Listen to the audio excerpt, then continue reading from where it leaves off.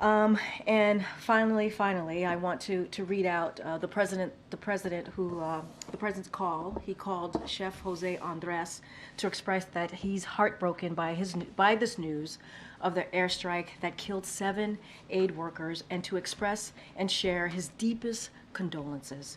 The president conveyed he is grieving with the entire World Central Kitchen family. The president felt it was important to recognize the tremendous contribution World Central Kitchen has made to the people in Gaza and people around the world. The president conveyed he will make clear to Israel that humanitarian aid workers must be protected. Now, as you can see, Admiral John Kirby is here to discuss the president's call with President Xi and events in the Middle East. Admiral, the floor is yours. Good afternoon, everybody. As you all know, President Biden spoke by phone today with President Xi Jinping of the People's Republic of China. The purpose of the call was to build on the two leaders' meeting in Woodside, California back in November of last year. Over the course of about an hour and 45 minutes, the two leaders held a candid and constructive discussion on a range of bilateral, regional, and global issues, including areas of cooperation and areas of differences. They encouraged continued progress on issues discussed at the Woodside Summit, including counter-narcotics, cooperation, ongoing military-to-military communications, talks to address artificial intelligence-related risks, and continuing efforts on climate change and people-to-people exchanges. President Biden also emphasized the importance of maintaining peace and stability across the Taiwan Strait, and he reaffirmed the importance of the rule of law and freedom of navigation in the South China Sea. He raised concerns over the PRC's support for Russia's defense industrial base and its impact on European and transatlantic security. And he emphasized that the the U.S.'s enduring commitment to the complete denuclearization of the Korean Peninsula. President Biden also raised continued concerns about the PRC's unfair trade policies and non-market economic practices, which harm American workers and families. President Biden also emphasized that the United States will continue to take necessary actions to prevent advanced U.S. technologies from being used to undermine our national security without unduly limiting trade and investment. The president also repeated his call for China to release U.S. citizens who are wrongfully detained or under exit bans. We believe that there is no substitute for regular communication at the leader level to effectively manage this complex and often tense bilateral relationship. And both presidents agreed to pick up the phone and speak when needed.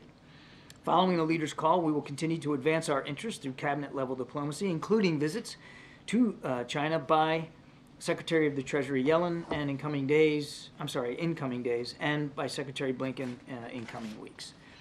Now, if I could just, as Karine noted, just turn briefly to events in the Middle East. We were outraged to learn of an IDF strike that killed a number of civilian humanitarian workers yesterday from the World Central Kitchen, which has been relentless in working to get food to those who are hungry in Gaza and, quite frankly, around the world. We send our deepest condolences to their families and loved ones. We've seen the comments from Prime Minister Netanyahu and from the Israeli Defense Forces about their commitment to conduct an investigation. As we understand it, a preliminary investigation has been completed today and presented to the Army Chief of Staff, and we'll obviously look to see what they discover in this preliminary one. But we expect a broader investigation to be conducted and to be done so in a swift and comprehensive manner. We hope that those findings will be made public and that there is appropriate accountability held. More than 200 aid workers have been killed in this conflict, making it one of the worst for aid workers in recent history. This incident is emblematic of a larger problem and evidence of why distribution of aid in Gaza has been so challenging. But beyond the strike, what is clear is that the IDF must do much more to improve deconfliction processes so that civilians and humanitarian aid workers are protected. The U.S. will continue to press Israel to do more as well to ensure the safety of humanitarian workers, and will continue to do all we can to deliver this assistance to Palestinian civilians in Gaza. Thank you. Thanks. John, do you have any worries regarding Israel and Gaza about the floating dock, and how can aid workers be protected? Worries? What do you mean by worries? Any concerns about its status, viability? Well, I mean, let me break that up a couple of ways. I mean, obviously the temporary pier, it's known as a JLOT, it's Joint Logistics Over the Shore. It's on its way to the Eastern Mediterranean right now. Hasn't arrived yet, and it'll take some time once it gets there to be assembled and to achieve what we call interim operating capability. We expect that will happen in coming weeks.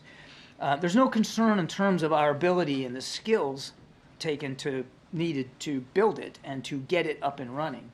What we are working with partners in the region are two things. One is the logistics flow, getting the maritime materials to the pier, and then working with the Israelis in particular about how that pier is protected and secured, and how the aid, the material, gets from the pier into Gaza and further distributed. Those modalities are still being worked out. And do the recent events like the strike you referenced raise additional? Oh, believe me, we're under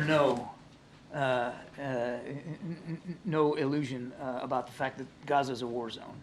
And force protection of our troops, which will not be entering Gaza, will be first and foremost in the president's mind, as well as our military leaders, to make sure that they can operate that pier, assemble it and operate it in a safe way. But believe me, we're well aware. Gaza is a war zone. In fact, that it is a war zone is, again, what makes it so challenging to get the humanitarian aid to people in need. Thanks. John, you said that the White House is outraged by the strike that killed these World Central Kitchen workers. Has the White House already conveyed that outrage to anyone in the Israeli government, and what was their response? Well, I won't speak for the Israelis. We've been very clear about our feelings over this particular strike and our expectations of the Israelis. Have they provided, or has the Pentagon been able to gain any understanding of what happened here yet? I know it's early, but it sounds, based on what Jose Andres has said, that these workers were doing everything right. Their vehicle was marked, they were in a safe zone. Yeah. What more could they have done? Yeah, it's really, it's devastating to see these images and to hear these early reports about the steps that they tried to take to protect themselves. But the Israelis, look, they've already said this was on them, and they're doing this investigation. We obviously want to make sure that investigation gets completed and is as transparent as possible. And as I said in my opening statement, that there's accountability to be held here. One quick question on China. What was the president's message to the president when it comes to Chinese misinformation campaigns or any effort by the Chinese government or people associated with the Chinese government to interfere with the 2024 election? I would just say that we've been clear consistently, even going back to the November meeting in California, about our concerns over our own election security and efforts by certain actors, including some from the PRC, to affect that. So there was no new message in this conversation? I don't have a new message to read out to you today. Thanks, Admiral. On the death of those World Central Kitchen aid workers, which includes one American who was killed, Netanyahu's reaction was, quote, "It happens in war." What is your reaction to that comment from Netanyahu? I don't think it'd be useful for me to get into a tit-for-tat here with the Prime Minister of Israel from the podium. We've been very clear about our expectations for this investigation. We noted that the Prime Minister said himself there will be an investigation. So has his military said that. We look forward to that investigation being thorough and swiftly done. And as I said, that it'll be transparent, the results of it, and that if there's accountability that needs to be had, that it will be had. But how can you take Netanyahu at his word? As Nancy was saying, this was a deconflicted zone. They had marked their car. They had even coordinated their movements with the IDF. Yeah, and as I said in my opening statement, obviously, setting aside this incident, because this isn't the first one, there are issues of deconfliction that clearly need to be fleshed out and improved. So how can the U.S. continue to send aid to Israel without any conditions? Yes, they have a right to... We're not sending aid to Israel. We're sending aid into Gaza, and that's... Weapons. How can the U.S. continue to send military aid military to assistance. Israel without any conditions? Is there no red line that can be crossed? We've had this discussion, you and me, quite a bit from up here. They're still under a viable threat of Hamas. We're still going to make sure that they can defend themselves, and that 7th of October doesn't happen again.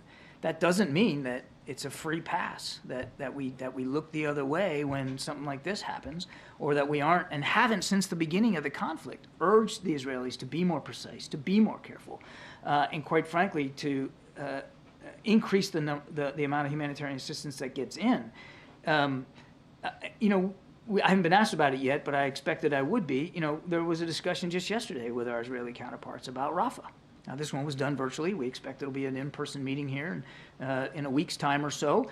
But the whole reason to have that meeting was to talk about our concerns over a major ground operation in Rafah and to present viable alternatives for them to be more precise and more targeted. So the idea that we're some plastic graveyard here and we're not paying attention to the civilian casualties or the civilian suffering is just not true. Right, but these are verbal urgings, verbal commitments. There's no other incentive besides the urging. I know you want us discussions, to hang some sort of condition over their neck, and what I'm telling you is that we continue to work with the Israelis to make sure that they are as precise as they can be, and that more aid's getting in, and we're going to continue to take that approach.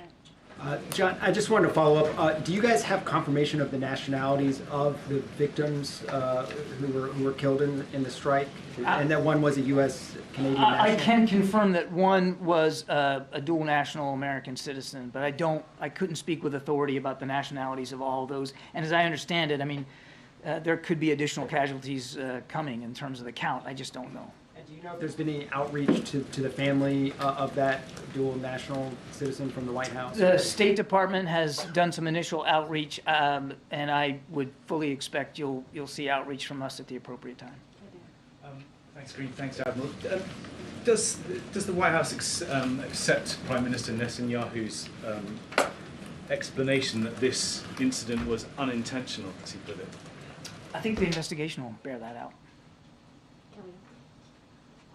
Sir, do you think that given these circumstances, is there a role for some kind of a protective force for aid workers, given the threat of widespread famine and concerns about you've already discussed the J-lock coming in and so forth. Is there a role that could be considered to try to protect aid workers with a neutral party security force? That protective force ought to be the IDF, Kelly.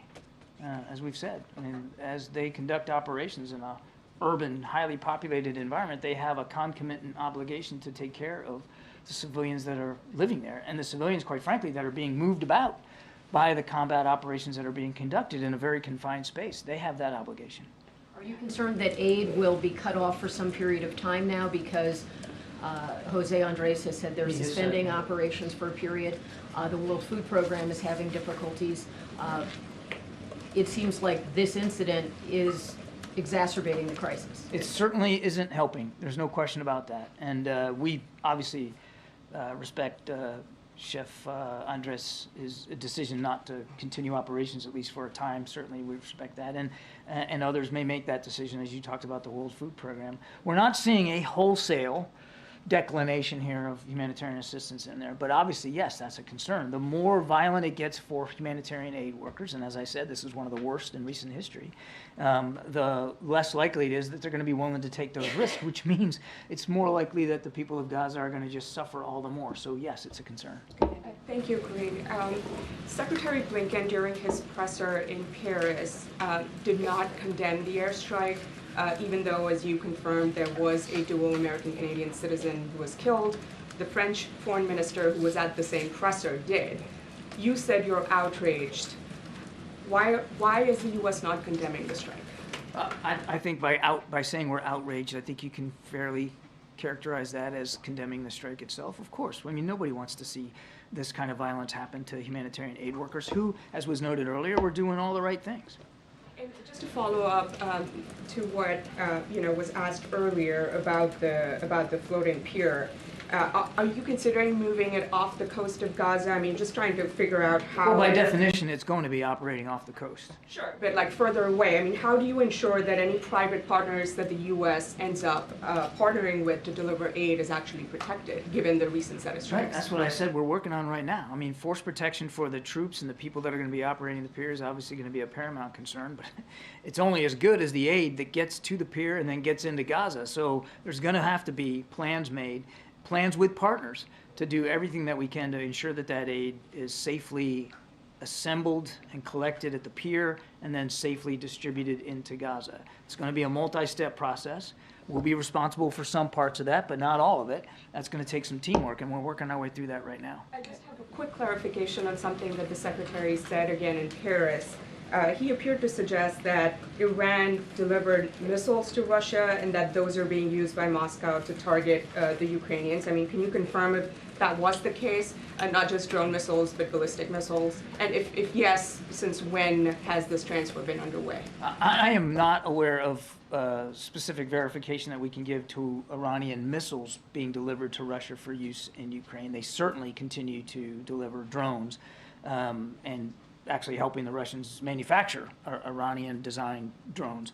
And we do know that the Russians are and have been using now for quite some time ballistic missiles that they have gotten from North Korea. But I'm not personally aware of any verification that Iranian missiles have been transferred and used. Thank you, Karine. Admiral, you said that there's going to be an investigation into the World Central Kitchen strike, and you're reserving the U.S.'s judgment until that's completed. But what's a reasonable time frame for that investigation to be concluded, and how regularly will the U.S. be getting updates on it? I think in terms of time frame, as I said in my opening statement, we believe an investigation can be thoroughly conducted in a swift manner. Now, what is swift? I think obviously we're not going to dictate a date on the calendar to the Israelis, but it's noteworthy that just before coming out here, I was informed that they have completed a preliminary investigation and are reporting that up the chain of command. That's good. That means that they've gotten some basic findings and some initial conclusions that they're willing to make. They have noted publicly that they were responsible here. So that's another reason to suspect it shouldn't need to be a long, drawn-out, weeks-long investigation. I think something like this could probably be resolved in a matter of days. On the strike in Damascus, does the U.S. expect Iran to retaliate, and if so, how? Well, I can't predict what the Supreme Leader and what the IRGC will decide to do or not. I don't know in terms of retaliation. I assume you mean against the United States. Let me make it clear. We had nothing to do with what the strike in Damascus. We weren't involved in any way whatsoever. So the comments by the Iranian foreign minister that somehow we're to be held to account or that we're to blame is just nonsense. We had nothing to do with it. We will, as we always have, take our force protection very seriously to protect our troops and our facilities in Iraq and Syria. And as we have demonstrated in the past, as President Biden has made very, very clear through the actions he has ordered, we will do what we need to do to protect those troops and facilities. And finally, if I may, just on China, you said that the two leaders made a commitment to pick up the phone and call each other when needed. I'm curious. When's the next one? No, I'm curious why it was needed now. Why not next week, next month? Was there a particular catalyst that they needed to have this phone? No, not at all. I mean, they met again in November, and the teams have been working a lot since November on fentanyl precursors, on climate change, on economic practices. So there's been, on artificial intelligence, there's been a lot of staff level work, and both presidents thought that now, a few months later, this was a good time to kind of check in with one another, see how that's going, discuss the future. Hi, thanks, John. Just wanted to follow up with a question that came from the front row about the conditions on military aid. And you said that the questioner wanted you to hang some conditions over their necks, that the Israelis. And your tone suggested you wouldn't do that. Why not? I've already answered this question a whole bunch of times. We believe that the approach that we're taking is working in terms of making it clear to the Israelis what our expectations are. I'm not going to get ahead of decisions one way or another that we might take in the future. What I'm saying is right now we are continuing to support Israel because they continue to need military assistance, because they continue to face a viable threat.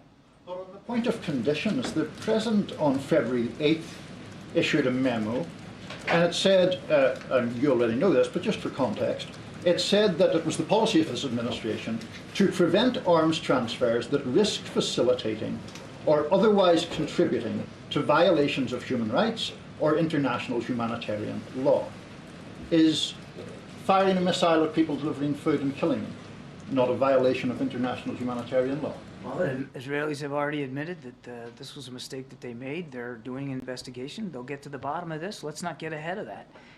Your question presumes at this very early hour that it was a deliberate strike, that they knew exactly what they were hitting, that they were hitting aid workers and did it on purpose, and there's no evidence of that. I would also remind you, sir, that we continue to look at incidents as they occur. The State Department has a process in place, and to date, as you and I are speaking, they have not found any incidents where the Israelis have violated international humanitarian law. Unless you think we don't take it seriously, I can assure you that we do. We look at this in real time. They have never violated international humanitarian law ever in the past 5 to 6 months. I'm telling you, the State Department has looked at incidents in the past and has yet to determine that any of those incidents violate international humanitarian law. Go ahead, Nadia. Mr. Kirby, Israel has killed a senior Hamas leader in Beirut with precision weapons in an area where thousands of civilians were there. They killed senior Iranian officials in Damascus, in the heart of Damascus. It was serious. There were thousands of civilians there as well. Does it make sense to you that a vehicle marked with World Central Kitchen, after coordinating with the Israelis, that they didn't see it? And doesn't this debunk your theory and defense of Israel, that it is difficult for them because Hamas embedded with the civilian population, where they can go after Hamas leaders in the heart of a civilian population in Beirut and in Damascus? To your second question, no, it's not my theory. I have talked about, well, now, just hang on just a second now. I've talked about this for months now. Fighting in an urban, highly populated, condensed environment like that's tough. But they have taken strikes against Hamas leaders successfully taken strikes against Hamas leaders in Gaza.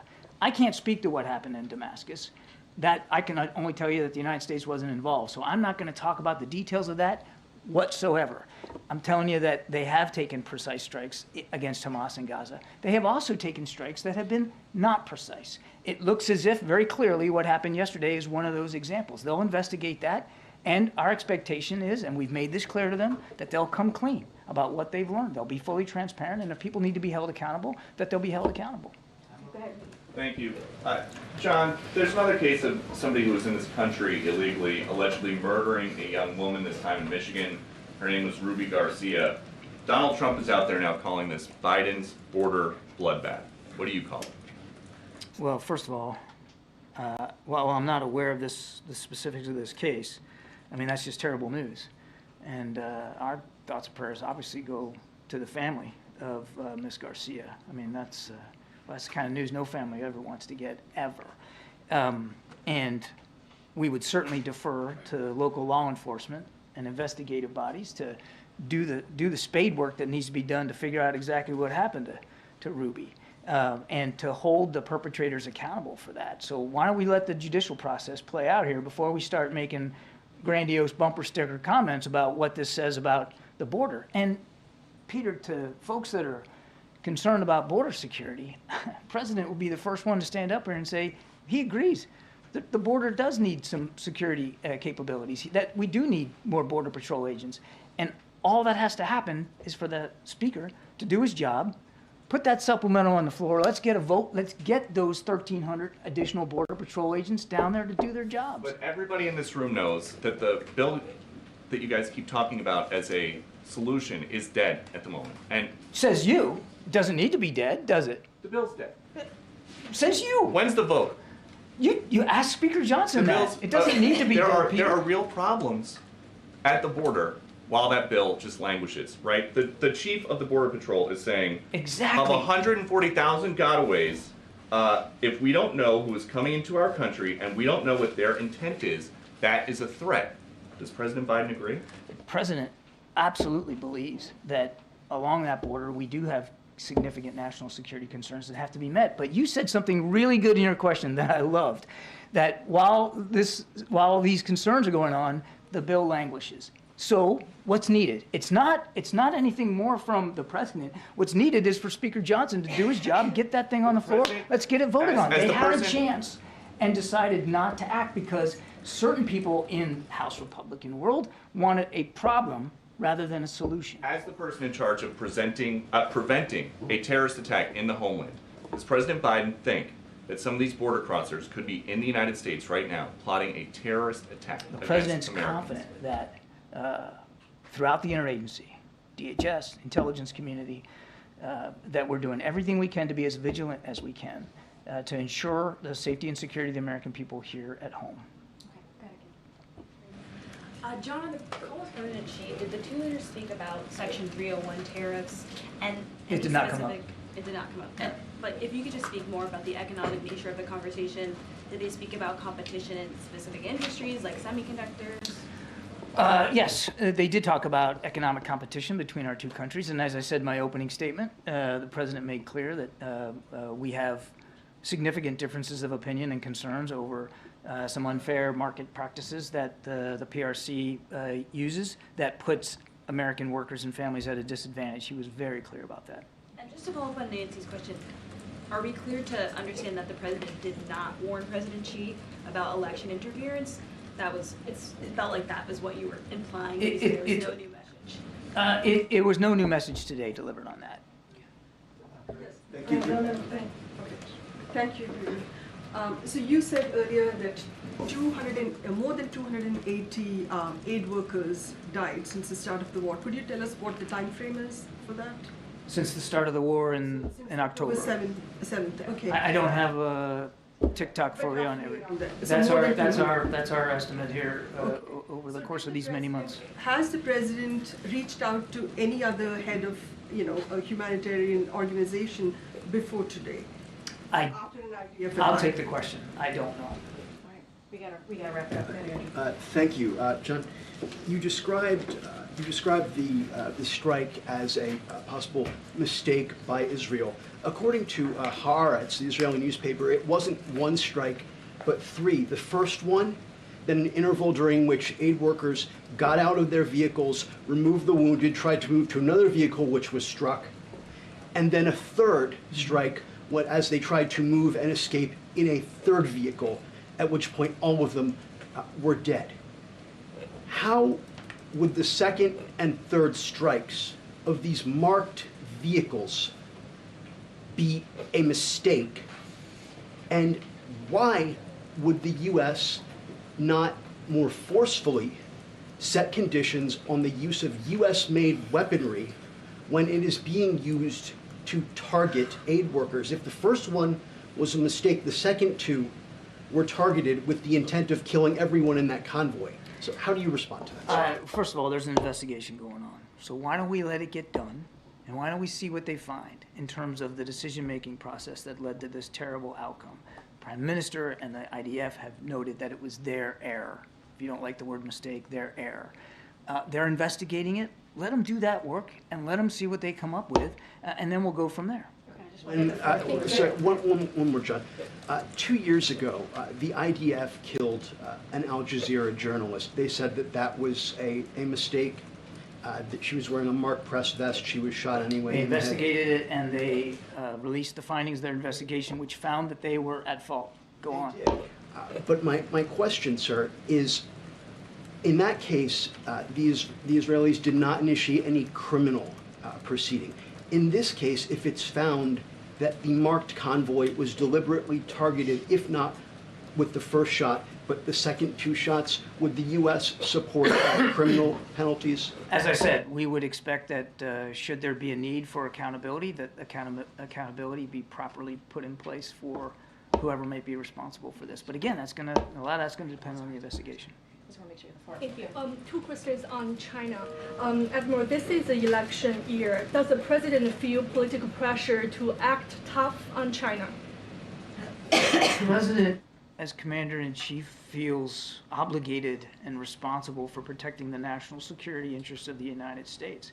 And much of his conversation with President Xi this morning, which was candid and constructive, very professional and businesslike, was arranged around those priorities that President Biden holds so seriously.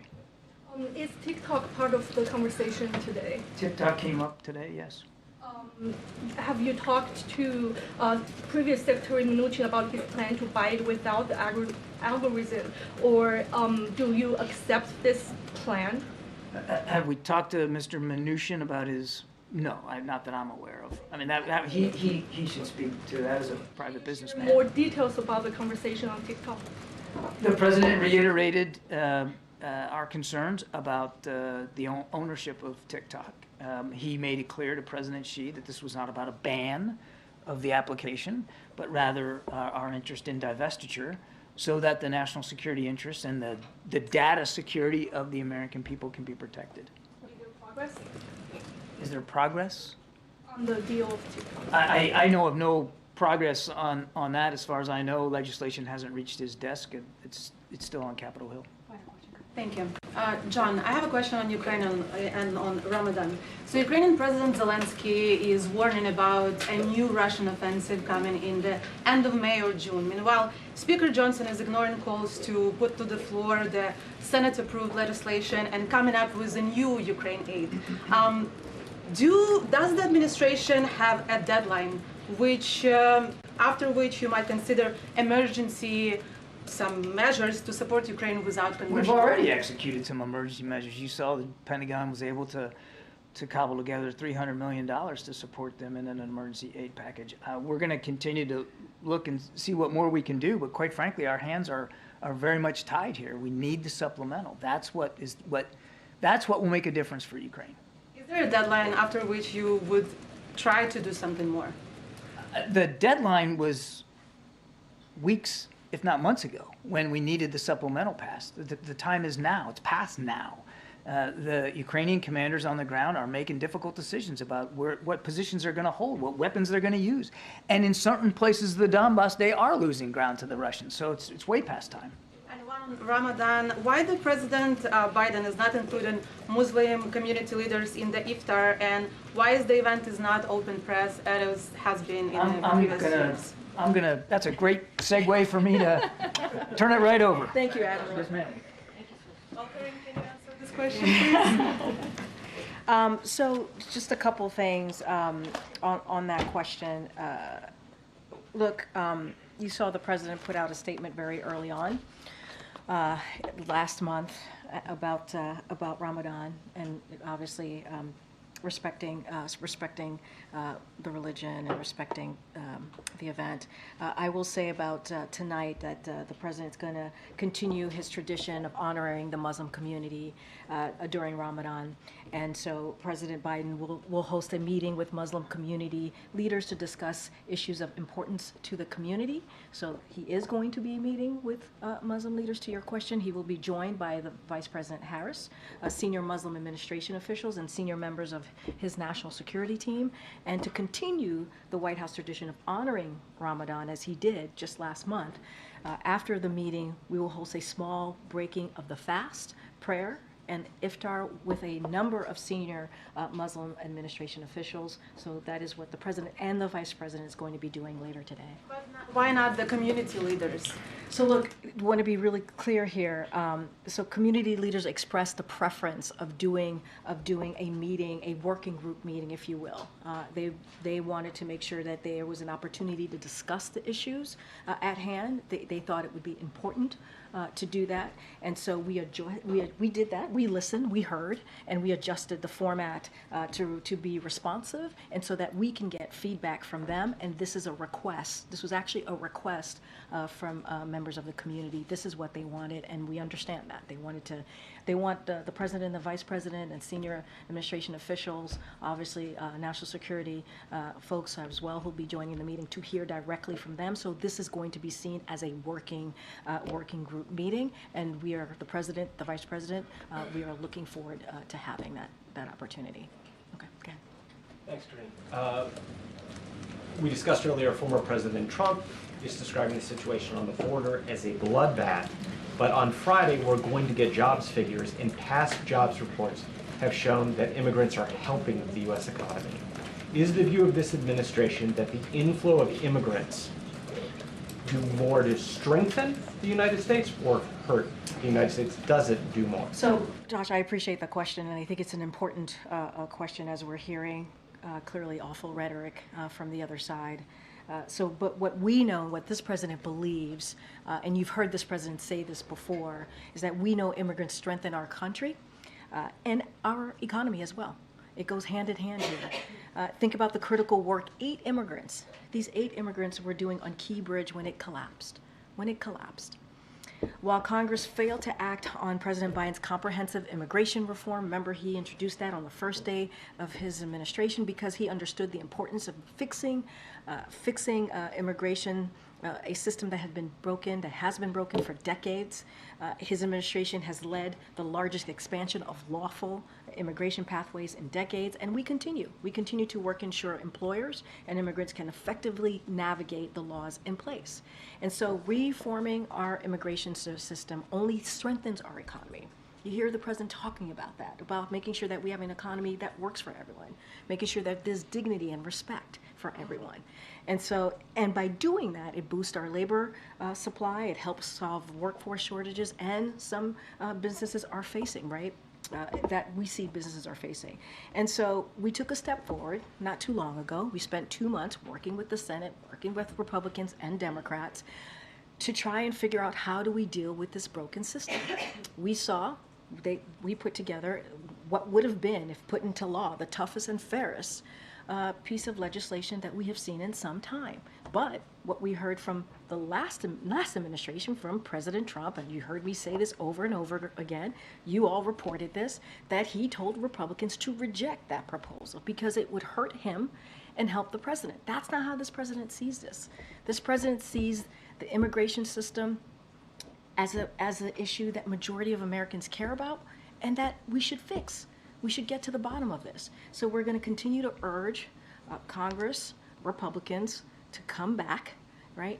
Come back to the table, move forward with that proposal, get it out of the Senate, and then move it over to the House, get it out of the House, put it in front of the president. He will sign it. The toughest and fairest law that we have seen in some time. And this is not about politics for this president. And just to go back to the beginning of answering your question, we know immigrants strengthen our country and also strengthen our economy. Thanks, Karine. Just to follow up on the TikTok question, the president brought it up with President Xi. Yeah, he did. Has he also raised the issue with Senate Majority Leader Chuck Schumer? Because the bill hasn't been taken up by the Senate. I mean, that's where it is held up. Has he conveyed those same concerns about ownership, about divestiture, like to Schumer? So look, we are in regular communication, this administration is, with leaders of Congress, including Senator Schumer, Leader Schumer, and others. And so I don't have a specific readout to give you about the president's conversation on this particular issue. As my colleague, as the Admiral said, the TikTok did come up and was raised on the call with President Xi. I think that's important. The president has always been very clear about his concerns, and he's been very public about that. There is a real threat posed by certain technology services, and so operating in the United States that put at risk Americans' personal information and broader national security. He's been very clear about that, including the manipulation. So he's been public about it. He brought it up with President Xi. This is an issue, certainly, that we will continue to have that discussion. I just don't have anything specific to read out to you with any conversations with members of Congress on the president. Does he want the Senate Majority Leader to bring the bill to the floor? We have said we support that bill. We welcome that bill. We do not see it as a ban, right? We see it as a divestment. We've been very clear about that as well, and we welcome that bill. So we want it to go through the process. We've been offering technical support, as you've heard us speak to before. You've heard the National Security Advisor speak to this very recently, the last time he was at the podium. You've heard me say that. And so we're going to continue to provide technical support. We're going to continue to have conversations with members of Congress. Don't have anything else to share behind that. Okay. So during the call, did President talk to President Xi about supplying components to Russia to enhance their defense industrial base? So look, we've always been very clear, and the president did raise that we are deeply concerned, obviously, about the PRC's support for Russia's war against Ukraine and its efforts to help Russia reconstitute its defense industrial base. That came up. I'm not going to go beyond that, but that did come up on the call. Thanks, Karine. Is there anything you can say about President Xi Jinping's reaction to all of the concerns that Biden laid out? I would let President Xi speak for himself. I'm not going to respond to him. Any color about the tone of the conversation? There's a readout of the call. Not going to get into reactions, personal reactions. I will let President Xi speak for himself. And just lastly, the cost to attend a number of New England colleges this fall is topping more than $90,000 a year. What's the White House's reaction to that? I mean, we've been very clear about how the cost of college is crushing many, many families. We've talked about that. And that's why one of the things that the president has been very focused on is giving that student debt relief to many Americans and families out there. While we tried to put something forward, Republicans blocked it, and the president continued to find ways to move forward in trying to find really comprehensive measures to make sure that we're giving relief to Americans so that they can, so that they can start a family, so that they can buy a home. And so we've done that. You've seen us announce a bunch of actions which the president is proud of and is going to continue to find ways to give that relief. The Department of Education has talked about the cost of college and has certainly worked with students in figuring out ways for them to afford going to school. It's important. If someone wants to be able to go to college, they should be able to do that, and they should be able to afford to make that decision. Their family should be able to make that decision and not go into debt. And so the president has been very, very clear about that. He's talked about his own experience, and so. Look, we're going to continue to find ways to make sure that Americans get a little bit of breathing room, get a little bit of opportunity to move their lives forward, to reach their dreams the way that they choose. And so, yeah, we're aware of how costly college can be. Okay, Karen. The owner of the ship involved in the Key Bridge collapse has denied responsibility for the accident, and they filed a federal lawsuit trying to limit the amount of damages that they would have to pay. What is the White House's reaction to that lawsuit, and is there going to be an effort to force them to pay more damages? So look, I don't want to get ahead. As you know, there's an investigation currently happening. The Department of Transportation is leading, so want to be really mindful, not get ahead of that, and not going to talk to an active lawsuit, as you just announced from the ship owner. But look, I think it is important that we get to the bottom of this, not just because for us, but obviously the people of Baltimore, the people of Maryland need to have an answer here. And so we're going to do everything that we can. There'll be investigation. I want to be really mindful here, but it is always important to make sure people are held to account. For the president, he is going to do everything that he can, use a whole of government response, as you have seen from this administration, to continue to make sure that we do the recovery, to make sure that we rebuild that bridge, make sure that we open the port. And you're going to see the president on Friday doing that visit to Baltimore. We'll have more details on that, but just want to be really, really mindful. There's investigation going on. Don't want to get ahead of that. Will he have any conversations with congressional leaders ahead of his trip to Baltimore to talk about getting funding rolling, knowing he will likely hear from local and state leaders about that? No, it's a good question. Look, we have said that the federal government will fully fund rebuilding that bridge. That's a commitment that the president's going to stand by. Obviously, there potentially could be an opportunity, or will be an opportunity for Congress to get involved, and we'll have those discussions. We are having those conversations with congressional members. I can't speak to what the president has on his calendar as far as speaking to congressional members about this particular issue ahead of Friday, but I can assure you it is a conversation that members of his team are continuing to have and will continue to have as we move forward in making sure the people of Baltimore, the community gets back on their feet as it relates to getting this bridge back, opening up the port. It is critical, it is important, and we want to make sure we get that done. Okay, Kelly. In the way you described the celebration with the vice president and Muslim leaders and so forth, smaller scale working group, isn't that on its face really an acknowledgement that there is a great tension between the president and the Muslim community, and that you can't do it publicly because you would be concerned about protests? So look, I mean, the community leaders expressed their preference here. They said this is what they wanted to see. They wanted to make sure, they wanted to have a working group meeting. That is something that they asked for. It is, and we listened, we heard them. As you know, senior officials have been, senior White House officials have been traveling the country, having really important conversations with members of that community, the Muslim community, the Arab community, the Palestinian community, because we understand how painful this moment is for them, and we want to hear directly from them. This is a request from them. They wanted to have a private working meeting. They wanted this meeting to be held private, so we're respecting that. We're respecting the fact that they want privacy. It is not the first time that they've requested a situation where it is private, and so this is what we heard during our outreach, and we're going to respect that. And this is what we're doing today. It doesn't take away. It doesn't take away how we're going to continue to honor a tradition of the Muslim community as we speak about Ramadan, during Ramadan. This is something that we're going to respect and continue to do so. But in this particular instant, they wanted a working group meeting. They wanted it to be private, and we're going to respect that. Thanks, Karine. Going back to the bloodbath question, the former president used that terminology a week or two ago, but he's talking about it again today. What's the White House reaction to the use of that term, bloodbath? I'm going to be really mindful here because it is president. Obviously the former president is also a candidate here, so want to follow the law with the Hatch Act. But we have to denounce. Our response is we have to denounce any violent rhetoric that we hear, certainly from our leaders, right, that tears our country apart. It could tear our country apart and puts our fellow Americans in harm's way, in danger. So we have to denounce that. And look, I think and we think that the American people wants to see the country coming together. That's what they want.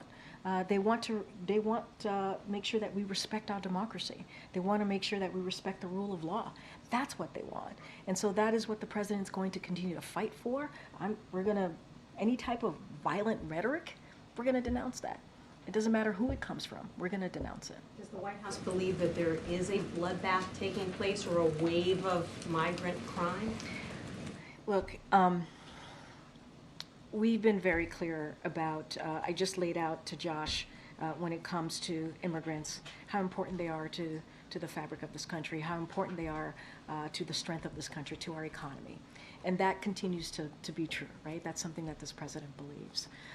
And we've always called out if there is any form of violence that can be caused by one person, right, that we may have seen, we call that out as well. And that is always important to do. But in this instance, it is used in the way that this violent rhetoric is being used, it is being used to tear our country apart. That's how it's being used. And we can't allow that, right? This is not what Americans want to see. Americans want to see us bringing the country together.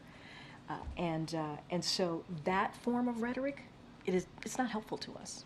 So we're going to continue to call that out, and we're going to be very, very clear about that. But if a violent act happens, as we have seen, and someone is killed, we want to make sure that we're going to condemn that and want to make sure that the law comes into place and we let the law enforcement on the ground deal with that. But to denounce an entire community, we can't allow that. We have to denounce that, any type of violent rhetoric. Just a quick point of clarification, Karine. So when Donald Trump is talking about a bloodbath, it is violent rhetoric. What was it when Joe Biden said in 2020, what we can't let happen is let this primary become a negative bloodbath?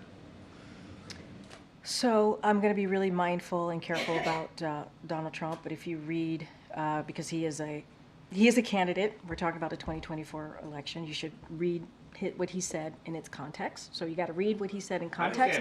Bloodbath is an ugly word. When Trump uses it, what is it when Biden uses it? No. Let's be very clear. You got to actually ask me the question in context of what it was said, right? And what it was said when he said that, right? In his remarks, in his speech, right? And so that's being disingenuous in your question. I'm reading a direct quote from Joe Biden. What we can't let happen is let this primary become a negative bloodbath. He was talking about a group of people. A group of people. That's what he's talking about. What the president was talking about during the primary was not to allow it to be the words and the primary and that election to become negative. Two different Two different things. They're not the same. They're not the same. And your question is disingenuous. And so, look, I'm going to be really mindful here. I'm going to be really careful. We have to denounce violent rhetoric, wherever it comes from. A former leader, we have to denounce that. Because we saw what happened on January 6th. We saw what happened there. When you have a mob of 2,000 people go to the Capitol because they didn't believe in the free and fair election that just happened months prior, because of violent rhetoric, you got to denounce that. That's not what leaders should be doing. All right, I think I have to go. Go ahead, Erin. I rarely call on you. Go ahead. I rarely. I know, you rarely raise your hand, so. Back to college costs. There are hundreds of thousands of families across the country waiting to see if their students will be able to afford college due to the botched rollout of the FAFSA. And just this week, I mean, almost every day, the U.S. Department of Education is announcing another setback. Yeah. It's April, and you know, I'm wondering what the White House is doing, what the oversight looks like, and what accountability will look like for these families, particularly the ones who rely on financial aid to go to college. It's a really good question, and I just want to say that the administration is committed to ensuring that students have access to the maximum financial aid possible. So like with most major changes, implementing this new system has brought certain challenges. And we've been very honest about that, and we've been very clear about that. Yes, we have had some challenges here. But we don't want to forget over 6 million records have been processed, and that's important, and delivered to schools. And the department has an all-hands-on-deck team to address issues quickly and get information out to schools and families. Our top priority is, again, to ensure that students can access maximum financial aid possible. We understand how important it is to get this aid, and so we want to make sure that we get that done. There's an all-hands-on-deck scenario. And yes, we have had some challenges, and we acknowledge that, and we're doing everything that we can to fix that. Thanks, everybody. I'll see you tomorrow. Thanks, Karine.